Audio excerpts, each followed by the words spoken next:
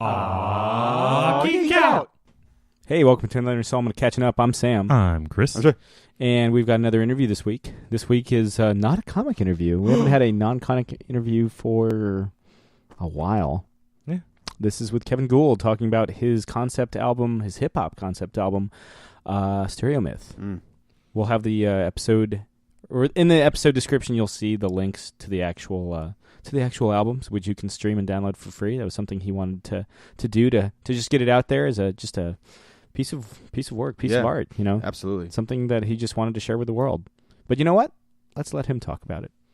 Joining us this week, we have Kevin Gould. His album Stereo Myth is available online now for streaming, and you can download it too. It's awesome. It's this concept album, but you know, it's very much the kind of like Heart of Darkness, like hero's journey and all that sort of thing. Very Campbellian. But you know what?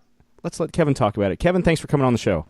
Hey, thank you for having me, you guys. I really appreciate it. This is awesome. Yeah, no problem at all. So you've been working on this album at least actively for 4 years around the country. How did this all kind of come about?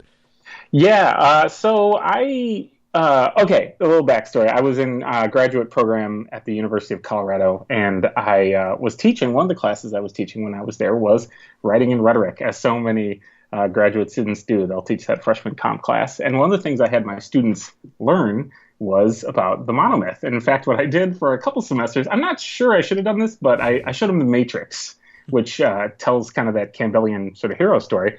And I had the students sort of analyze where the Matrix sort of converged and diverged with the Campbellian monomyth. And I thought, man, this is really good. I had a bunch of songs I was also working on at the same time. So I thought, you know what, there's actually something here. I can kind of tell a story with this album.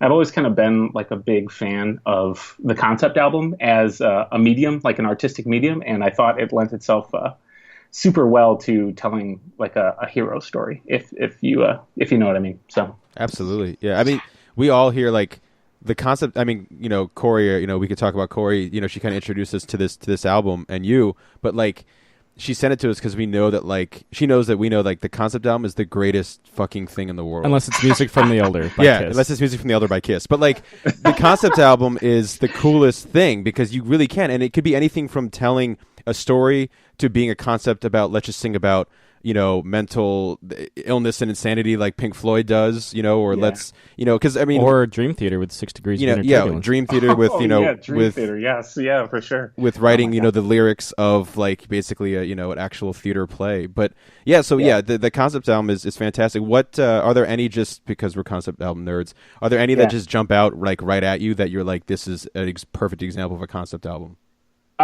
Well, yeah, that's a really great question. I think there are a lot of sort of ways you could slice it. I mean, you could look at a concept album as an album that has sort of thematic continuity in terms of the music. It's not necessarily telling a story, but sure. you have reprises and stuff like that. You can see that in things like Abbey Road and Sgt. Pepper and what have you. Dark Side of the Moon also has elements like that. I don't know if you guys would classify this as a concept album, but I would say What's Going On by Marvin Gaye is pretty amazing. There's certainly like a lot of thematic continuity and musical continuity that's happening there with the instrumentation and also the themes that he's talking about with the problems in the world and stuff like that. And then of course, like everything that the Alan Parsons Project ever did, which I know was like super geeky and makes everyone think of Dr. Evil in Austin Powers. Yeah, but it's true.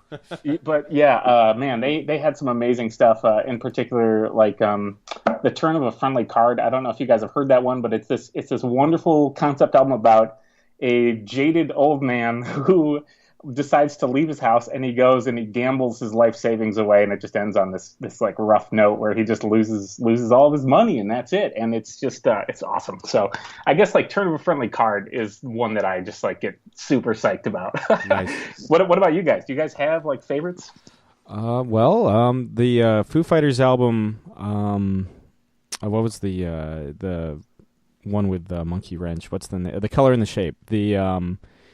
That was an album that was conceived while Dave Grohl was divorcing his first wife. So if you trace, it's a more abstract concept. It's the entire idea of meeting somebody, falling in love, and then inevitably, like not inevitably. Let's not get cynical here. And like breaking up with them. And then if you listen to the next album, which is my favorite Foo Fighters album, There's Nothing Left to Lose. It's very much about kind of finding your own way and finding love again. So I always love that as a pair. Yeah, I'm on like the biggest Who kick of all time, to probably to the point of annoyance of everyone around me. But the album right now, like, of course there's Tommy and Quadrophenia, but like the album that I am just freaking out about so much, I just listened to it on the way home from work today for the millionth time, is the Who Sell Out, which I think is, this might be blasphemy, but I think it's a better concept album in concept than Tommy.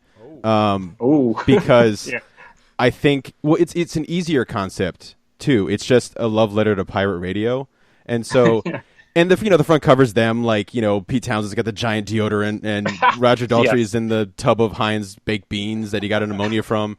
But like, it's this idea that like you listen to it and it's like listening to an hour of pirate radio. Like they did their own jingles, and like it fades in and out like a radio, and it just adds so much more to, and the humor of it too. I mean, of course, Tommy is what kind of, they almost coined the term rock opera from, and it's a great album. But I think just in simple terms, the Who Sell Out is probably just the concept album right now that I'm just going hardcore over, because I think like you were saying too, the idea of a concept album can be stretched to so many different things. It's not, I think a lot of people think it has to be telling a story from A to Z, and like you said, the idea of just having a theme could be something as easy as a concept album, and that's what makes those albums so cool.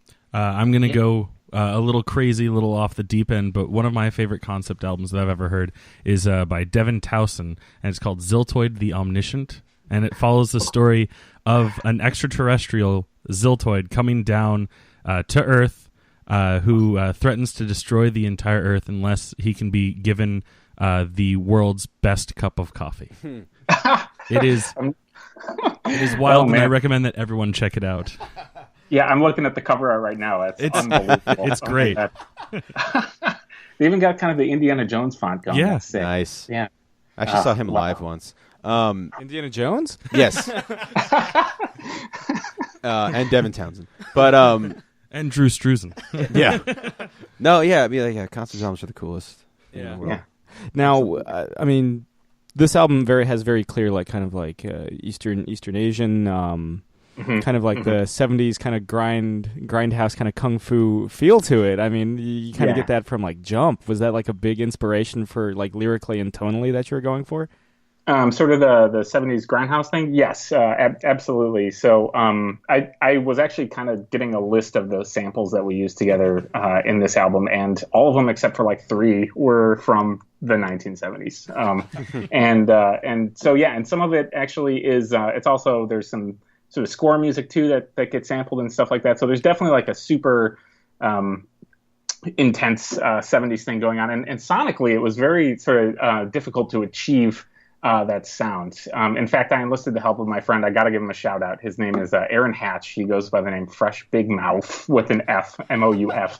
And he's awesome. You guys should check him out. He helped me produce it, and I actually like drove down to Los Angeles to enlist his help, and I basically told him that I wanted it to sound like it was like, I don't know, I kind of gave him an impossible request. I wanted it to sound all-encompassing and huge and cinematic, but at the same time I wanted it to sound kind of dirty and grindhousey and kind of have that sort of, I guess like that faded sort of retro feel. And, that's a really hard sound to achieve, but I think he did a great job of pulling it off when he mastered the album and stuff like that. So just amazing work in general. As far as sort of like the number one like sort of movie that I think maybe influenced this whole thing, it's probably Enter the Dragon. I was just waiting for that to be said so Sam could freak out. Too bad that we weren't doing this interview last week because Sam was in his Enter the Dragon jumpsuit. We it wasn't Enter the Dragon. Oh, I'm sorry, it wasn't Enter the Dragon. I apologize. Yeah, it was the Game of Death. Yeah, because it was Halloween, and I was just like, I'm gonna be fucking close enough. I'm gonna be Billy Lee this time around. Oh, that's so sick. Oh my gosh. Yeah. So Enter the Dragon, has this amazing music. The music's by Lalo Schifrin, who did a bunch of other good stuff. Like he did Bullet too. Like the opening credits in Bullet have this amazing music. Absolutely. And so the music in Enter the Dragon is unbelievable. And also the story that's told in Stereo Myth is kind of similar to the story that you see in Under the Dragon. You have a hero who goes on a boat. There's like a fight on the boat, or at least in Enter the Dragon, he like outsmarts the guy and puts him in a lifeboat. Yeah. And then Bruce Lee's character ends up going to this island where there's a martial arts tournament. He has to go underground. He fights a boss, and he ends up freeing a bunch of people at the end of the day. and Jim Kelly, meanwhile, is like, "That's bullshit, Mr. Handman," and all that good stuff that's happening. So yeah, just in general, that's kind of the number one, I guess, cinematic influence. Although there are a bunch of other ones too. So. Oh my god, that makes me so happy. I don't know if I can convey how happy that makes me, because Enter the Dragon, I mean, it's an all timer for me. It's one of the that'll be in my lifetime top 10. Were there other big set? I mean, because again, there's a lot of 70s grindhouse stuff. Was like, Sonny Chiba or like maybe Lady Snowblood or any of that kind of in there as well. Lady Snowblood, I am of course aware of. That. Wasn't really on my radar when I was making this. There were some like earlier movies that were definitely like big influences on this too. There was the 1960 Time Machine. Have you guys seen that one with Rod Taylor? Yeah, with the Morlocks and shit. That looked crazy and whatnot. That was a big one. 20,000 Leagues Under the Sea, which was way before the 70s sort of thing. Yeah. That was a big one too. James Mason and of course, is Captain Nemo. Yeah. Yeah, and which is awesome. And then You Only Live Twice. That was in 70s. That was 60s. Yes. But that's one of my all. In fact, I'd say that's probably. And this is kind of a. I don't know. A lot of people are probably going to say he's insane. Let's talk about Bond. Probably my favorite Bond movie. I would say is You Only Live Twice. So nice. It's better than Diamonds Are Forever. Yeah, that's like one of my. That's my like maybe my least favorite. Let's talk about James Bond for a second, because James Bond, here's something super nerdy. We were on we did a podcast before this whole podcast where we did a 5 or 6 hour, not all at once, but series where we dissected the James Bond movies. Yes, by actor. Was it actor? By decade. By decade. And it was better than James Bonding. It was before, I guess. Years before. Anyway, what is it about? I mean, I guess I kind of know, talking to you a little bit, but what is it about You Only Live Twice that... what's the one that makes that stand out? Yeah, it's insane. Yeah, it's just completely insane. I mean, it is insane. Yeah, it's nuts. There's a base in a volcano. There's Dr. Evil again, more or less.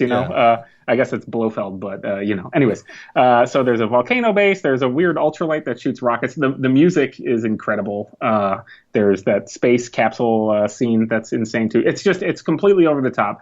And it's to the point of being gaudy, but there's something about that ambition, that tragic ambition about that movie, you might say, that I love, and it just it endears me to it, I guess. I mean, it's Nancy Sinatra on the theme. I think. Oh, that theme is fantastic. It's one of the best. It's one of the all-time great themes. Yeah. That doesn't get enough credit. No, it doesn't. I remember that was something we even touched on. Like, it's one of those, because I mean, I guess Connery's Bond films have these like iconic, themes for the most part. Yeah. Even though I hate Diamonds Are Forever, I mean that's an iconic theme. Yeah, Kanye samples. Ask Kanye West. But like, Robbie Williams samples You Only Live Twice. Yeah, but that is one that should be like up there with the great James Bond themes. Yeah, yes, it really should. Be. Without a doubt. Yeah, it's fantastic. Now I have to ask this, given you're going for the cinematic scope, but going for the grindhouse retro feel at the same time. Yeah. Are you a big Wu-Tang Clan fan? Yeah, so, and that's like, I would say like a huge sort of influence on this album too. Wu-Tang Clan is definitely like on the short list, and those dudes are such movie nerds, and it's just the best thing. I wouldn't call myself a Wu-Tang expert, but I think I vibe with them, especially with like the old samples they use and stuff like that, all the Kung Fu samples. Boy, those guys are just unbelievable. So yeah. Now, was it always going to be a hip hop kind of concept album? Was there ever kind of any? Was it always going to be within that genre, or was there ever like ideas that you would maybe take it rock or take it electronic? Yeah, so I think I always wanted it to be hip hop. I've been kind of making hip hop albums for a long time now, and this one was the most ambitious one I've done. I tried to do a hip hop concept album, and it never came together back in.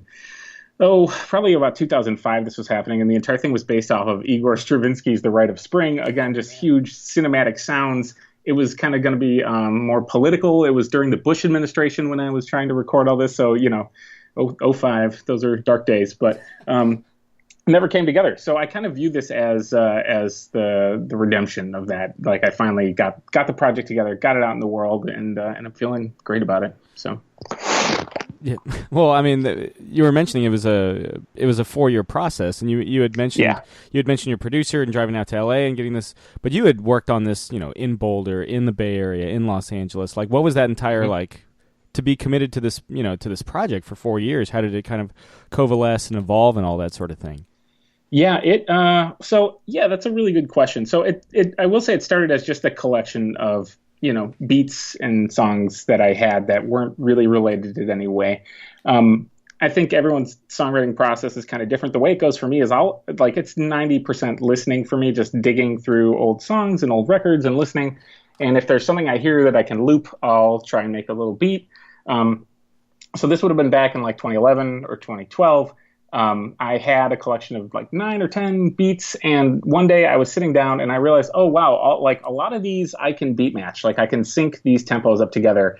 And I started thinking about what songs would sort of combine with what, and I realized that I kind of had the structure of a story here. And again, at this time I was teaching my students about the Campbellian monomyth and the Matrix and all that, and it just came together. It just kind of worked. As far as I think recording it in the different locations, that was a really important aspect of it, because this album has kind of a nautical theme to it, and it really didn't have the nautical theme until I moved to the West Coast and was living in the Bay Area. I was born and raised in Chicago, and then I moved to Colorado. Not a lot of water in Colorado. So really my first experience with the ocean didn't come until I had moved out here. And so part of this album really reflects me developing a relationship with the ocean that I never really had until my late 20s, early 30s, basically. And so that was a big part of it. The other thing, too, was, of course, driving down to LA, I decided on a whim to enlist Aaron Hatch's help with producing this album. So for me, it was kind of like there was my own personal journey that was wrapped up in the journey that I was trying to convey in this album. I had to go, see the wise man on top of the mountain, as it were, right? Go consult with this guy who knew a lot about music production and seek his wisdom and expertise. So I think there's that old quote by Charlie Parker about, you can't play it out your horn if you haven't lived it, or something like that. I think because I was going on my own journey at the time when I was putting this album together, I think that helped maybe increase the authenticity of it, if that sort of makes sense. Sure. Instead of climbing like the mountains of Nepal, you're going down the Pacific Coast Highway. Yeah, exactly. Yeah, for sure. So listening to blasting Steely Dan the whole time. Yeah, for sure. It's pretty good. So, yeah. Now, I work at a university as well. I work over at George Mason University, and my undergraduate degree was communications with an emphasis on political rhetoric. And you had mentioned that you were teaching rhetoric, and you're a scholar of linguistics. Yeah, it's true. Yeah. What is it about this love of language that you wanted to convey it into music? You had mentioned you had done hip hop albums before, but how do you kind of reconcile those two things, or how does one influence the other? That love of language on its most basic level, and then setting it to a rhythm and setting it to song and all that sort of thing. That's a wonderful question. I think I've always just kind of been a very verbal person. I think I've had an aptitude for picking up languages, for thinking about language in the abstract sense. And I've also been kind of a musical dude.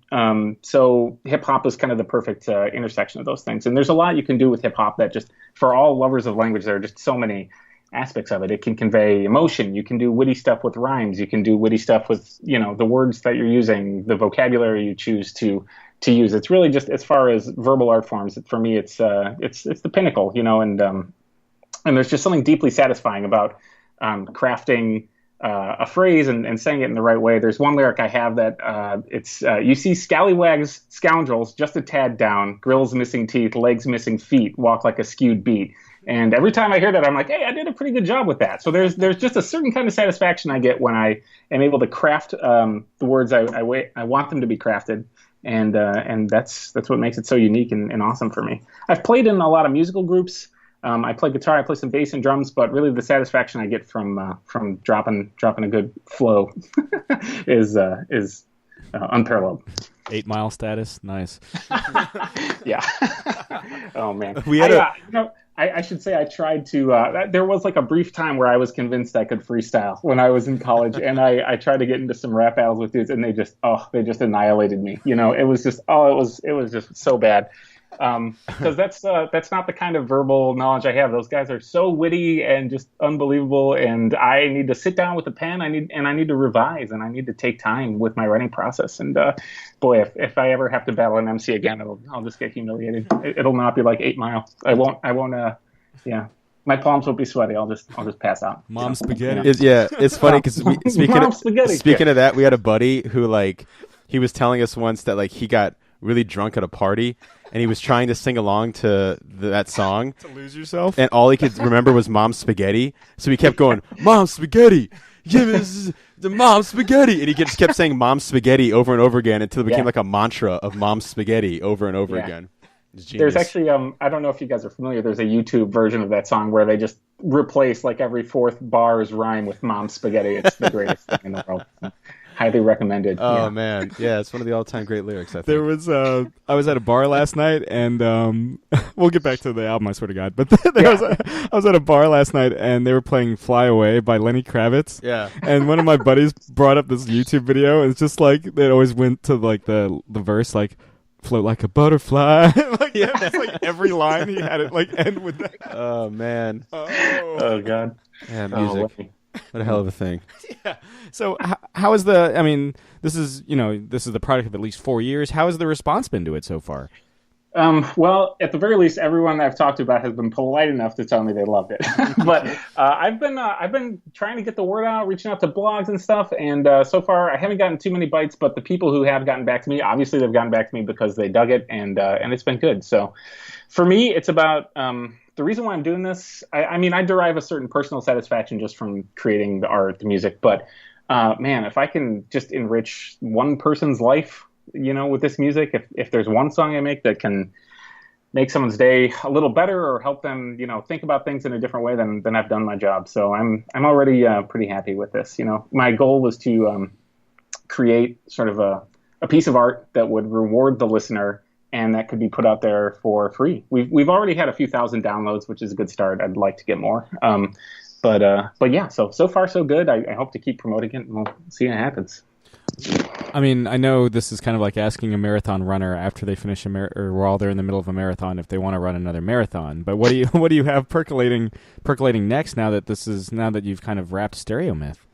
Yeah. So I have again just a bunch of beats that I've been sitting on because Stereo Myth did take years to make, and while I was making it, I did have other ideas that just didn't really fit with the album. So I've got a bunch of stuff I'm sitting on, and actually one idea I've been working on is it kind of has to do with the idea of biting. So in hip hop culture, are you familiar with the term biting? Do you know about biting? I know biting wit and biting sarcasm, but I don't know yeah. So yeah, there's this kind of piece of hip hop lingo. When you say someone's biting, it means they stole something. And so if you, for example, if you take someone else's lyric and use it yourself, it's basically plagiarism to some extent. But it's also considered biting if you take, for example, a sample that has been used over and over again, like the Amen Break by the Winstons, the most sampled drum loop of all time. But it occurred to me that it would be interesting to turn that on its head and very intentionally sample all of the things that have been the most sampled songs in the history of hip hop, like the Amen Break and like Funky Drummer and stuff like that, and make an album that uses only the most sampled songs in hip hop history in order to create something that sounded sort of timeless and sounded classic. So I think that's what I'm going to try to do next, is very intentionally use heavily sampled songs and see what goes from there. If there's going to be a story, I have no idea, but we'll see. Maybe I'll tell The Empire Strikes Back. I'm not sure. I'm not That'd be sure. awesome. So. Let me just float this suggestion out here. Call it Overbite. Overbite. That's pretty good. Oh, that's pretty good. Actually, I've been Overbite's pretty good. Yeah. I might use that. You never know. That you have my blessing. I would not consider it a bite or any degree of mastication. But I could get a picture of Freddie Mercury on the cover and then there it is. The Overbite. Yeah. Nice. Well, Kevin, this is, as I'm sure somebody that's listened to the show, this is something we ask everybody that comes on it. Yeah. What are you currently geeking out over? Oh, well, I prepared an answer for this question. I'm geeking out over a lot of stuff, you guys. But I think, and this ought to be interesting, I'm geeking out over, bear with me on this, a little TV series, actually 2 TV series called Battlestar Galactica, 2 of them. Yeah. I've been watching the new one and the old one kind of in parallel, like switching back and forth between them. So I actually haven't gotten through either series all the way yet. I'm several episodes into both, and it's really insane to watch them together. Yeah. So yeah, I'm sure you guys are very familiar with the new Battlestar Galactica. Are you guys familiar with the old one by any chance? Yes. Yeah. Yeah. Okay. Okay, great. Well, I love the old one, and it's insane, and no one I ever talked to seems to like it. But I'm really geeking out over the old Battlestar Galactica lately. So, do you guys have any opinions about that? Well, it's funny because Corey was the one who got me into the new Battlestar Galactica. Like I had mentioned, it's funny because I was like, I'm going to start with the old one because I was like, I should start from the beginning. And she was like, no, you should watch the new one. And so we watched the. I remember we watched the pilot at her place. Like that was like the movie, I guess. And it was so freaking cool. And like she'll kill me because like I still haven't finished it, but like it's that just that pilot alone was cool. And then just diving into the episode where they're like having to teleport every couple minutes or whatever, and like just she was kind of instrumental in getting me into the I guess the new Battlestar Galactica. Oh, that moment with Adama where he's like, "So say we all." Like that's powerful. That's so good. No, it's really well done. Yeah, absolutely. I'd kind of grown up watching the original one because they used to rerun it on the Sci-Fi Channel all the time. Yeah. It's totally different, isn't it? From the new one, it's night and day. So I can't even, like, I was watching an episode the other night. It's a relatively early one in the series where they're on like a frontier planet and there's like a Cylon on a horse, and his name is Red Eye, and it's like just crazy. And it's also, if you think about when the old Battlestar Galactica came out, like they were just unabashedly trying to rip off Star Wars or just capitalize on the popularity of Star Wars, and the audacity of that is just something that compels me to watch it more. Just like, okay, you've stolen the premise of Star Wars. Like, what are you going to do now? Okay, let's have a Cylon on a horse. It's just it tickles me in unbelievable and awesome ways, and I love watching both the old and the new BSG. So the old Cylons are the coolest looking things of all time. It's like if Daft Punk doesn't do a live show where Cylons are like the drummer or something. Or they don't come off on a Cylon horse at the Grammys. I don't know. That's my biggest problem with the new. I think that was a lot of people's, I guess, gripe. Maybe, I don't know. But with the new one is that it's not just like the stuntmen in like Cylon suits running around.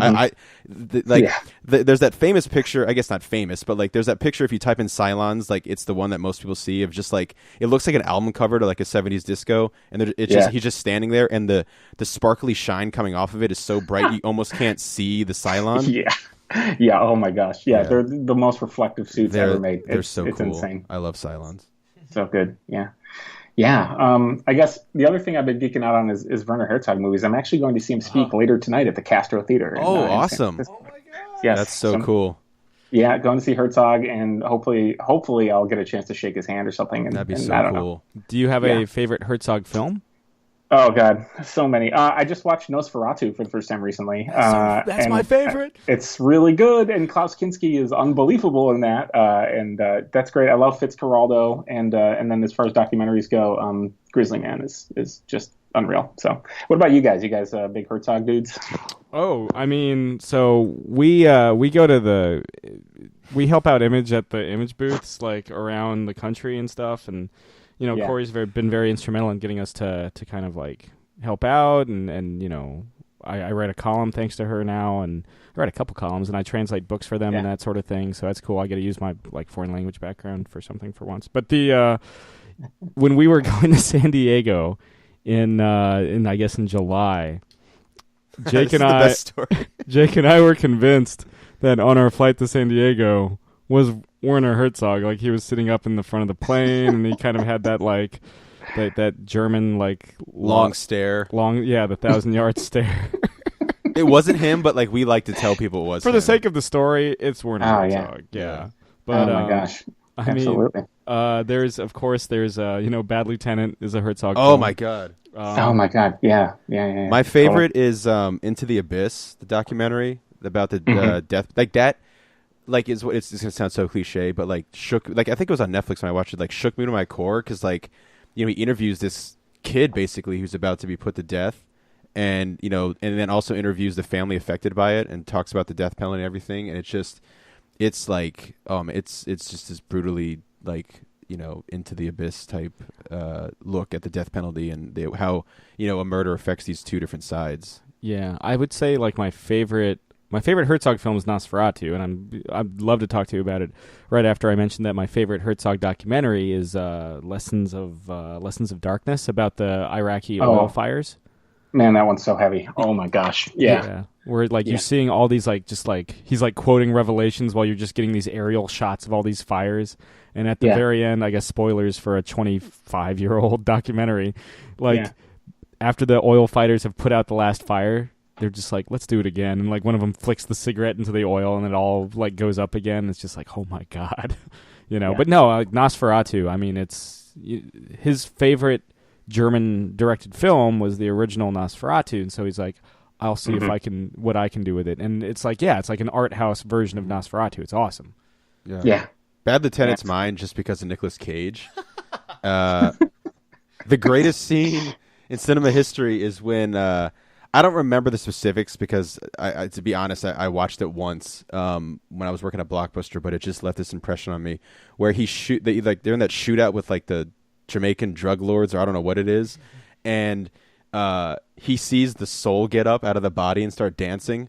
And he's like, shoot him again, his soul's still dancing. And starts like laughing, and they're all looking at him like he's crazy. And it's just, it's one of the weirdest movies I've ever seen. And it's so, I think Werner Herzog should work with Nicolas Cage more because I think the two of them are peas in a pod in some weird, crazy way. Instead of being in like the bad guy in Jack Reacher. Yeah. Oh, yeah, that's right. Yeah, the bad guy. Yes. I remember when I saw, and I really loved the first Jack Reacher. It's this unabashed, like just badass macho movie that they don't make anymore. And yeah, all of a sudden Werner Herzog's in it. And I'm like, what the fuck is he doing in this thing? And he's so good because he's just the creepy thing is he's just playing himself. Like there's no accent that he's adding. He's just sitting in a corner. He's like, I am the survivor, and you're just like, Jesus Christ. Yeah, I forgot. Yeah, he is stone cold in that movie.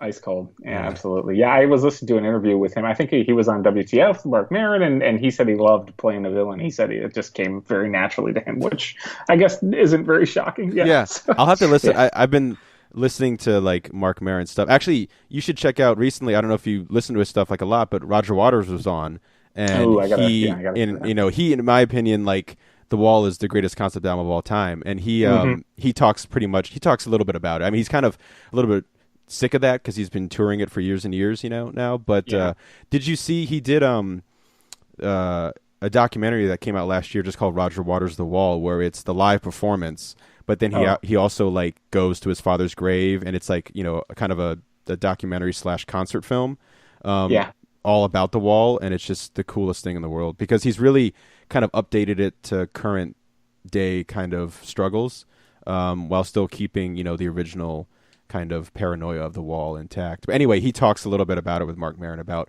theater in music, which was a really cool thing because he's like the master of that. Yeah, he sure is. I have not seen that. I'll need to check that out for sure. That's great. But yeah, anything else that you're geeking out over, Kevin? Oh gosh, no. I mean, I will say like no, that's pretty good. I mean, honestly, the Chicago Cubs just won the World Series. I'm a big Cubs fan, so congrats on that. Geeking out over that, yeah. Happens within your lifetime, yeah. yeah. So about time that happened. But yeah, that's pretty much the number one. Oh, I've been playing Dungeons and Dragons. I'll tell you all about my abjuration wizard named Schlebo. So if you guys want to hear about him, Schlebo. What's his dexterity? His dexterity is pretty good. He's got a +2 to Dex, and he's only level 1. So it's pretty good. So I thought I wanted him to have good initiative since he's an abjuration wizard, So gotta use that reaction to cast counterspell and all that shit. Of course, yeah. How's the what's his like go-to spell of choice? Is it like a magic missile or something? Well, so far it's grease. Okay. so he likes to magic missile is like a level 3 spell, Sam. Come on. Useful spell though, very useful. Yeah. But I don't know. I'm playing him as like basically Gandalf, but like just super quixotic and dumb. So it's really fun to play. And so he's like Radagast then. yeah. He's just Radagast. Yeah. Oh god. Kevin, you fit right in here, by the way. Yeah. Who decided to put bird shit in his hair? Like, what person in the Hobbit movies was like, you know what that guy needs? He needs bird shit in his hair. Like, what are they thinking with that? The entire time, it's like let's just forget that he's like Peter Jackson's favorite doctor and just make him like a bird shitty coked out man with giant jackrabbits. It's like some guy in the back of the production meeting who just doesn't want to be there because it's his day off, and they're like, "What can we do for concept?" And he goes, "Bird shit," and they're like, "That's genius." He's like, "I was fucking kidding, guys." Richardson, you're onto something. Yeah, Or it's just a guy like half falling asleep and Yeah. like his head tilts and he's like, "Ah, bird shit." yeah, and he goes, "Well, what else do you want to do, Richardson?" And he's like, "Split him into 3 movies." Genius. Let's have a dog sled, but with rabbits. Like, oh my god, you just, Of course. yeah. Yeah, perfect. Cut it, print it. Yeah, So much facepalm for Radagast. Yeah, So that much poor guy. facepalm for the Hobbit movies really are like the Star Wars prequels for the Lord of the Rings. Yeah, Yeah. It's just like Correct. both in terms of quality, in terms of like where they fall narratively and everything. And it was just like, oh man, like I still saw all 3 of those movies on opening night, and I still own all of those movies on like Blu-ray. But Yeah. I don't like myself. the story I always tell, and it's just because it's fun for me because it makes me so angry, is that I am a huge Superman nerd, and with all due respect, I don't really know or care anything about the Hobbit, Lord of the Rings stuff. I mean, I saw the Lord of the Rings movies, and I thought they were really well done, and I enjoy them, I own them, but I had no intention of seeing the Hobbit. But they announced that at the midnight show they were going to show the Man of Steel trailer for the first time, and so I didn't watch it on like YouTube or like on my phone. I was like, I'm going to watch this before the Hobbit, and I'm going to spend $15 to see the Man of Steel trailer with Sam on the big screen. And so we went there, and the 12 o'clock show was sold out, so we saw the 12:15.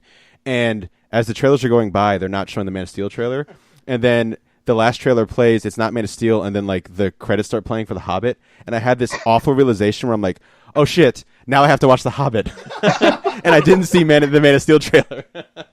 So that's for some reason that is what's forever in my brain when someone mentions The Hobbit, is my disappointment of sitting there watching drunk elves singing, and I'm like, or dwarves, or sorry, dwarves, and I was like, and I didn't see the Man of Steel trailer.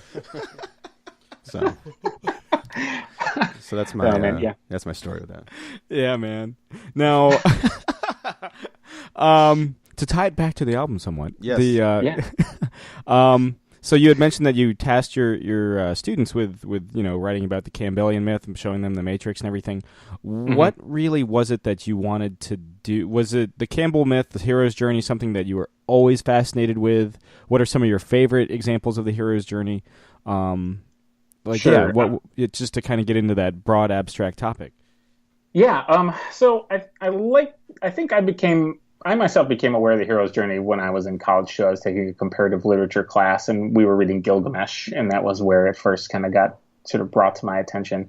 And it really did strike a chord with me, and I think the reason why is because of, and this is not like an earth-shattering thing to say, the universality of it, right? It's not only universal in the sense that you find the monomyth occurring across different cultures, but also that it just applies so well to the stuff that we go through in our own lives, right? Where we have, we feel like something's wrong. Maybe at some point we meet someone who can guide us. We get a little guidance, and then we have to set out into the world on our own. Things usually get pretty dark, right, when we go through these sort of transitional periods, but then at the end we emerge and we're better people, more knowledgeable, more wise people because of it. I just think because of that, it's just a really good thing to know about, and it's a great thing to teach to college students because it's just really good brain food for, I think, people of that age. Personally, that's my opinion.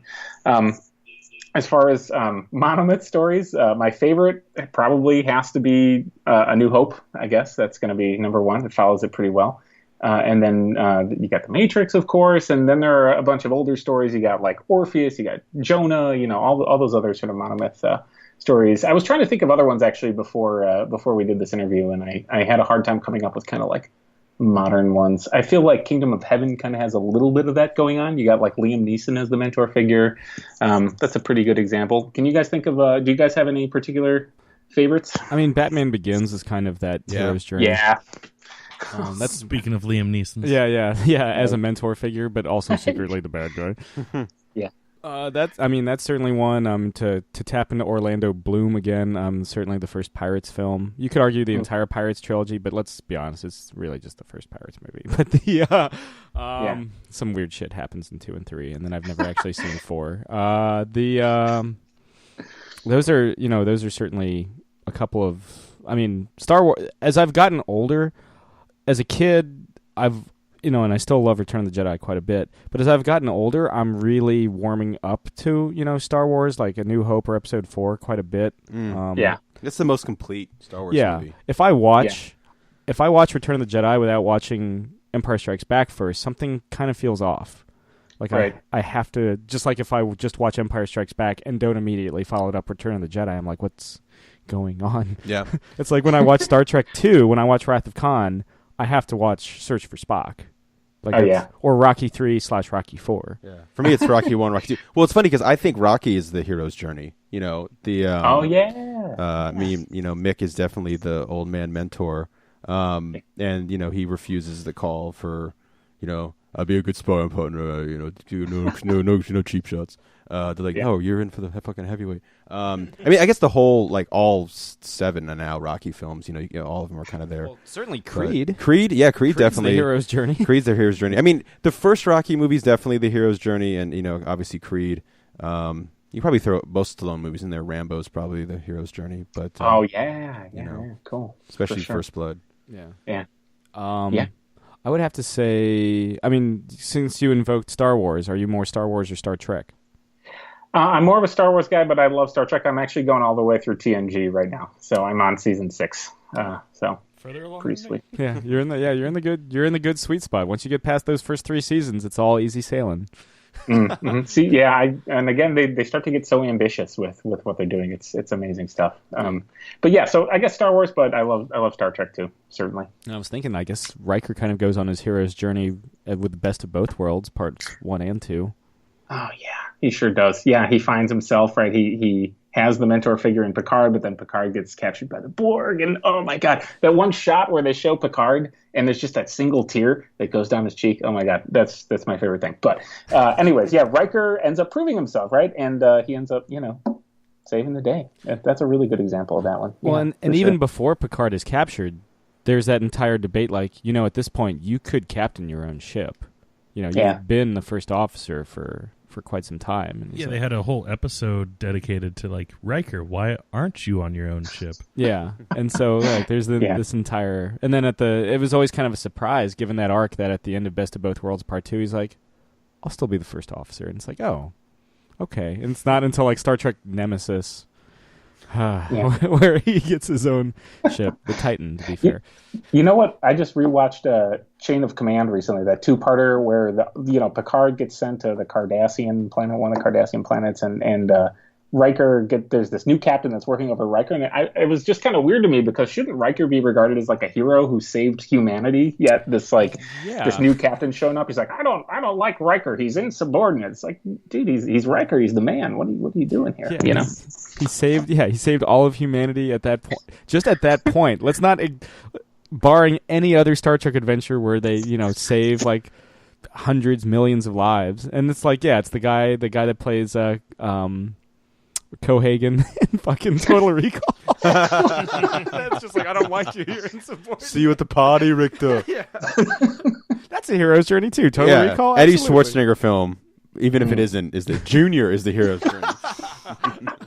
Junior. Have you watched that movie recently? Because I have, and Jesus, it's like one of the scariest movies ever made. Because of the nightmare.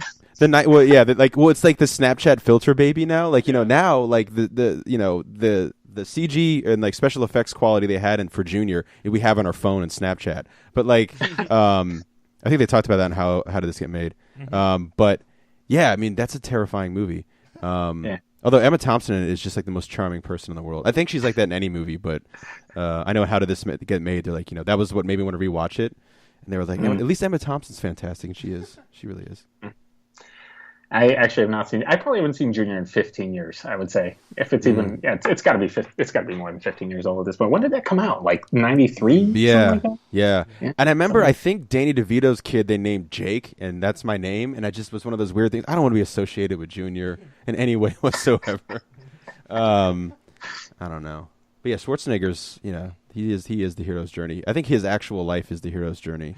Because I read his autobiography, and like now that I'm thinking about it, I'm like piecing together. Like he had the old man mentor in Germany to become the bodybuilder, and he had like the down and out period with all kinds of things, and rose from the ashes to be in The Last Stand. with Johnny Knoxville. Yeah, and the Expendables 2 or whatever. Yeah, Expendables 1 cameo, 2, and then 3. Is he in 3? He's in 3, right? He's in all of them. He's in all of them. Yeah. Good. The only one that matters is 2. Yeah, when he rips the door off the Prius is one of the funniest things in the world. My shoe is bigger than this car. Yeah. Which apparently means he can fit in his entire shoe. Yeah. But yeah. That's you got anything you wanna plug, Kevin, while you're on the show, other than Stereo Myth? You know what? No, I hope people go to the website. It's stereomyth.com. And also my producer, Fresh Big Mouth with an F. Check his stuff out too. He's incredibly talented. So I'm thrilled you guys had me on here. This was just a joy talking to you guys. It's so fun, and I haven't laughed this much in a while. So thanks, guys. Well, I'm glad. Yeah, and huge respect to you for doing this project. I mean, it's no small task. Especially like 4 years. At a certain point, you're just like, why am I still like fucking doing this? Like, even if it's something that you like care about so much, there's got to be those like moments in the wilderness where you're just like, why? Yeah, I mean, there's times when I like want to stop mowing the lawn halfway through, and that's like 30 minutes. No, but seriously, big. I mean, like I said, we're all concept album junkies and nerds, and like for you to throw one in there in the mix is big respect for that. And big respect just for being, that's why I think we focus on so many indie books, because it's these guys, and yourself included among their number, that self-start something and see it through to completion. And that is something to be applauded, and I feel like we don't see it enough. Yeah. So seriously. That's what it's all about. Yeah, for sure. I totally agree. And just all that's, I 100%. You guys are so kind, and thank you so much. That's great. Yeah, no problem at all. And again, the episode description's got the link to the concept album. And Kevin, thanks again for coming on the show. Thanks, guys. It was really nice talking to you. I like the interviews when they're fun. That was a very fun interview. That was a fun one. Yeah, he could, like you said, he easily could be part of Geek Out. That was a whole lot of fun. Yeah. And like I said, we said it once, said it twice, said it 3 times. I mean, huge respect to him for creating this thing, spending this time, and releasing this album. And like I said, it getting out there and affecting someone in a positive way. I'm sure it will. Like we said, we all loved it and dug it. Yeah, the least we can do is help share the word. Yeah, absolutely. So that was a lot of fun interview. Yeah, that was a lot of fun. Definitely. So, you gentlemen do anything interesting this week? I feel like the only real interesting thing I did with you gents. Oh. I saw the Doctor Strange. Doctor Strange. Oh. Mr. Strange. Or Master Strange. Ooh. No, it's Doctor. Yeah. He didn't spend all that time in strange medical school for nothing. No, it was awesome. It's one of the best Marvel, for me, one of the best Marvel movies ever made. Is it because of the... Well, first off, the acting is... The cast is top-notch. All of them bring it. There's not necessarily a runaway bride because they all bring it. Yeah. They all bring it, It's not to say the other ones don't, but this one definitely, they're all great. Benedict Cumberbatch is fantastic. Tilda Swinton as the Ancient One is great. They're all they're all great. Yeah. But for me, so much so in music, in life, and in film, the film Defoe's is ambition trumps most things for me, because I love that fearlessness. And for Doctor Strange, for them to pick Doctor Strange and then make a movie like they did. How fucking wild is it that Doctor Strange and Guardians of the Galaxy are now a part of our cultural zeitgeist? Yeah, like kids will grow up playing Doctor Strange. Like they're already playing up, growing up playing Guardians of the Galaxy, which is something I didn't do. Like the kid that would that you like to tell that story about the Iron Man kid. Yeah, that, actually. When I was a kid and we played Iron Man, we just went poo poo poo poo poo with our arms, and he now winds up and goes and recoils because he's seen it in the movies.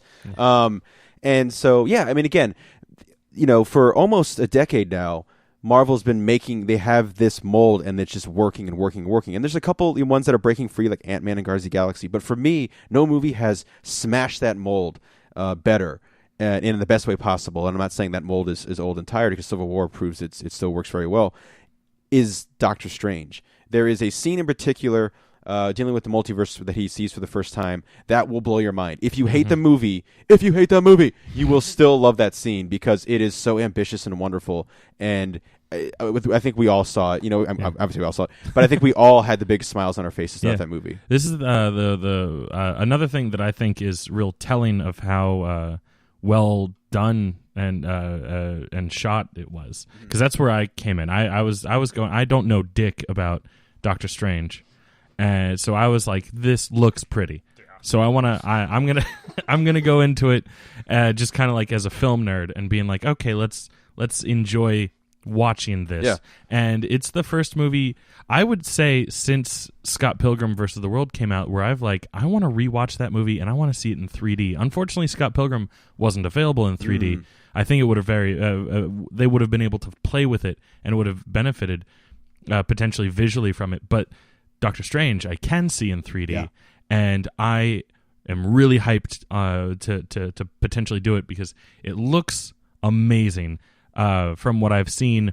And like a couple of the kids that I work with, they did see it in 3D, and they were like, "Oh my god!" Yeah, I mean, I had heard before, like when they had like screenings and stuff, people were saying, "Oh, check it out in 3D." I was like, "Okay, yeah, we'll see." Yeah. But especially now after seeing it, I was like, I have to see. I want to see it again anyway, but I have to see it in 3D. Cheap Wednesdays. One of my buddies got to see like a 15-minute preview of it, kind of like what I did with Guardians of the Galaxy way back when, and that was in 3D, and he was like, it was just phenomenal. I don't know what 15 minutes it was, but it had some of the fucking netherworld or whatever multiverse effects. I still don't know that much about Doctor Strange, but like the weird spiritual shit. Yes. It was probably the scene where where Strange first meets the ancient one. Yeah, all that shit. So good. God, so good. The kaleidoscope was insane. Oh yeah, the harpsichord. Like this is the best Marvel score of all time because I think there's except for maybe the Avengers theme, like you can't really. And this is something I think DC does well. Is for the films is their scores really are powerful, and I think this is a score that is just wonderful. Like we turned and we're just like the harpsichord, which just works so well. It's so fucking wonderful. Again, it's a character that I didn't grow up on, and if I came across Doctor Strange, it was because he was a guest star in an animated show I like, or he popped up in a comic book I was reading. And I'm not a big magic guy either. When I play Skyrim, I'm just a barbarian that runs around and uses a sword. I never cast spells. But it's so good. It's such a dang good movie, man. Such a gosh darn god dang good movie. Yeah, so you would put it over Civil War? Yes. Yeah, okay. I mean, the visual set pieces are fucking phenomenal. That's, for me, it's the imagination. We don't get somebody with punchy powers, Yeah. Mm-hmm. Which isn't to say there aren't fist fights, but there's some kung fu in there, but it's just like the set pieces. I mean, you've kind of seen them in the trailers where like the cities rotate like kaleidoscopes, where time becomes an instrument of battle. Yeah, and maybe possibly mild spoilers, so tune out at your own discretion here. But like the end, and I'm not going to say what happens necessarily, but it deals with time and the trickiness of time better than any movie I've ever seen. I actually do want to get a little bit more specific. So if that was too spoilery for you, skip ahead some more. Yeah. But in the climax, when the climax. When Strange, sorry, climax. When Strange, clicks on, his time device, the thing, the Eye of Agamotto, and does his little like wiki time travel. West, Jim West. and like when he does it initially, and he starts reversing the destruction of the sanctum. Hong Kongum. Yeah. I was like, oh god, they're not just gonna like Superman the ending, are they? Yeah. Or Superman 2 if you go by Donner. No. But then they started like interacting with time as it was reversing, and Mads Mikkelsen's character was like, oh no, I'm in this shit too. You're not just flipping me backwards. I'm phasing myself in. Yeah, I was like, fuck yes, there's gonna be a battle in this ripple of time. Yes. Yeah. Cool. Cool. But also like how he keeps reliving that same moment as a bargaining chip. Yeah, against Dormammu. Yeah, so well done. Because he's outmatched. So the only thing he can do is use the Eye of Agamotto. I've heard some people were like, the one thing I didn't like is his origin story, and I'm like, look, first of all, I will take an origin story over anything. I love an origin story. I love seeing the hero become the hero. Second off, do you know how Doctor Strange fucking starts, asshole? And also, Yes, I do not. The origin of Doctor Strange is, I think, super important to see. What happens to his hands and his psyche, and and you get to see that change of him become a better person, because he is a royal asshole, and I'm glad they didn't skip on that. Sorry, were you? I'm just saying, like, his big lesson, like his hero's journey, is that he has to find humility.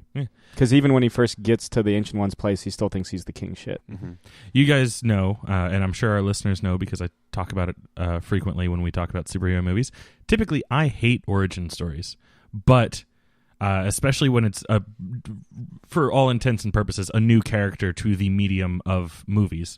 Even though he has had movies back in the day, but like this is really like he's actually getting a movie as opposed to, was it Roger Corman or whatever? Yeah, the TV movie from like 78. Yeah, like a completely different, generation, almost 2 generations of, of separation, and like no one outside of comic book fans really knows who Doctor Strange is. Like Jake says, he pops up in cartoons once in a while, or is a side character. Like I know him from that first all new Marvel now, not all new Marvel now, but just Marvel Now, Deadpool, where he helps Deadpool fight off the dead presidents. That's really all I know him from. Ghost Rider almost kills him in Daniel Way's run. Yeah, and then he makes that Arrested Development joke because he's like, tricks are for hookers. Whatever, because he does magic. But it's a Arrested Development joke. Yay! But I was like, I enjoyed the way that this was presented, because it wasn't just a stock like, this is our person, this is how he gets his powers, this is how he trains. Like, it actually was like very interesting, and and again, the visuals just. It could have been a nothing story, and I would have still enjoyed those visuals. Yeah, very cool. But it's not a nothing story. It is not. It's an awesome story. No, it's great. I mean, again, it's like a murderer's row in terms of a cast. I mean, probably the best cast Marvel's ever assembled for one of their films. Again, the visuals, probably the best special effects in any Marvel film. Yep. I was rewatching like Iron Man, and there's certain moments where I'm like, that doesn't age that well. But no, it's wild. I get to see people that never knew that Doctor Strange was a thing before. Suddenly, he's number one at the box office. He's grossed like over $80 million this past weekend. So it's good for him. Yeah, good for Doctor Strange. One of the guys that I work with was like, did that seem like it had a lot more like graphic, like not so much like gore to it, but like the pain was a lot more graphic, especially like in terms of like the car crash, and then like just looking at like the mangled hands or the scar from when Strange got stabbed about halfway through the movie, and I was like, yeah, I guess it did. Like, it wasn't something that like stood out to me in the movie, but I was like, I in my head I make sense of it as like, oh well, he started out as a medical doctor, so like I could see like the wounds being treated maybe a little bit more medically in this movie, so therefore maybe a bit more realistic in that regard. Not to mention huge spoilers here. I mean, we've already talked about Dormammu and everything, but his hands never get fixed, never completely. Pain is part of who Doctor Strange is. That's he'll never have full faculty of his hands ever again, but that's what he has to accept, that pain to fuel his magic. It's kind of touched on there, because that one Benjamin Bratt's like, oh, I'll just use magic and I can walk, and he's like, well, if I did that, it would be abuse of his gifts. But pain is very much who Stephen Strange is. It's part of his makeup. So yeah, I mean, especially something as traumatic as losing his hands. I mean, that's what sets his. You could argue Tony Stark kind of goes something similar with a shrapnel in his chest, but I mean, that's an excuse to create a bitchin' suit of armor. The Iron Man suit is an externalization of Tony Stark's best self. Stephen Strange has to go inward to unlock his potential. So that's what I always kind of dug about that guy. My one of my college roommates was all about Doctor Strange. So I'm sure he's happy as a pig in shit that he's got a number one box office movie, and a good one at that. So yeah, no, I think I speak for the three of us when we say we heartily recommend. I was not about to say. heartily recommend Doctor Strange.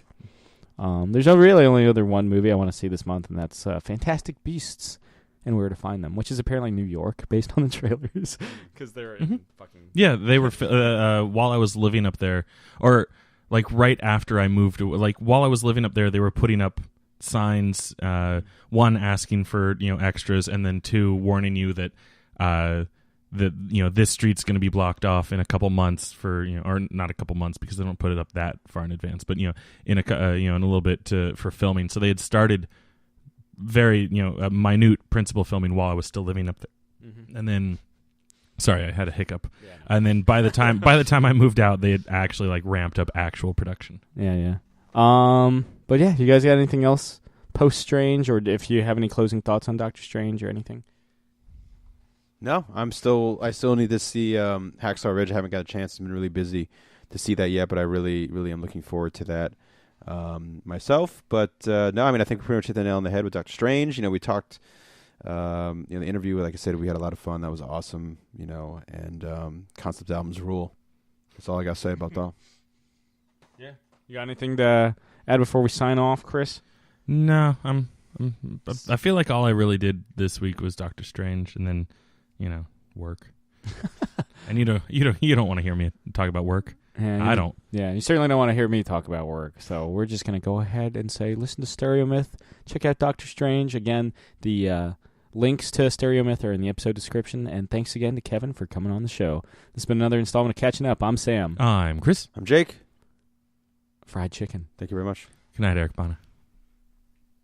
This has been another Geek Out production. If you enjoyed what you heard, hey, we've got a new commentary every Monday. We've got a special episode every Friday. Of course, there's the usual catching up show every Wednesday.